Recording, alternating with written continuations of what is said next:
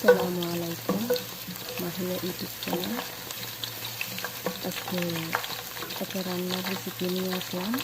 তো দেখতে থাকুন সবাই। আজকে সজনা দিয়ে মাছ দিয়ে রান্না করবেন। তো প্রথমে এখানে দিয়ে দিলাম পেস্ট কিছু, তেলের মধ্যে হালকা একটু বাদামি কালার করে সেটা দিয়ে দিলাম রসুন। রসুন থেকে হালকা একটু লাড়া দিলাম, রসুনের গন্ধটা চলে যায়। তো এইখানে দিয়ে দিলাম আবার মশলা, সব কিছু মশলা দিয়ে দিলাম, তেজপাতা, আদা বাটা, সব কিছু মশলা দিয়ে দিলাম। দিয়ে মশলাটা একটু কষাই নিলাম, কষাই নিয়ে এরা 2-3 মিনিটের সময় কষাই নিলাম। তো দিয়ে দিলাম এখানে আবার টমেটো। তো টমেটো একটু দিয়ে দিলাম মশলার মধ্যে, যেমনি কাঁচা গন্ধটা দূরে যায়। তো এখানে দিয়ে দিলাম আবার আলু। তো সব কিছুরে একখানে কষাই নিব 5-6 মিনিটের সময় মতো। তো সবাই ভিডিওটা দেখতে থাকুন, আর ভালো লাগলে একটা লাইক কমেন্ট, চ্যানেলটা একটু সাবস্ক্রাইব করে দিবেন আশা করি। তো এখানে আবার আসলাম, আমি 2-3 মিনিটের সময় ক্যামেরাটা অফ করে রাখছিলাম। তো আমার সবজিটা কষাই নিলাম, দিয়ে দিলাম এখানে একটু লবণ।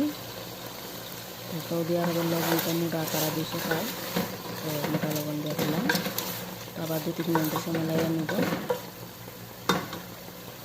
তো লাইয়া নিয়ে আসা তারপরে আবার আসলাম।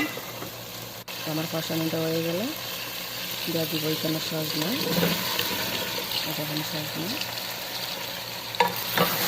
আবার 5 মিনিটের সময় আবার লাইরা করে কষাই নেব।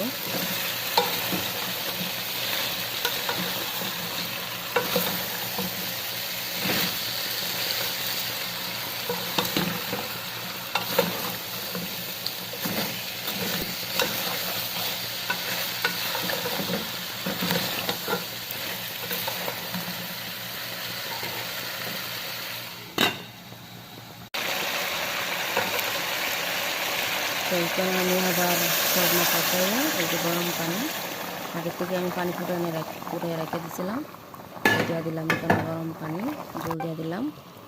তো আবার কখন সময় ডাইকা দিব। তো এইখানে আমার সব কিছু সবজি কষানো হয়ে গেছে, দিয়ে দিলাম এখানে মাছ।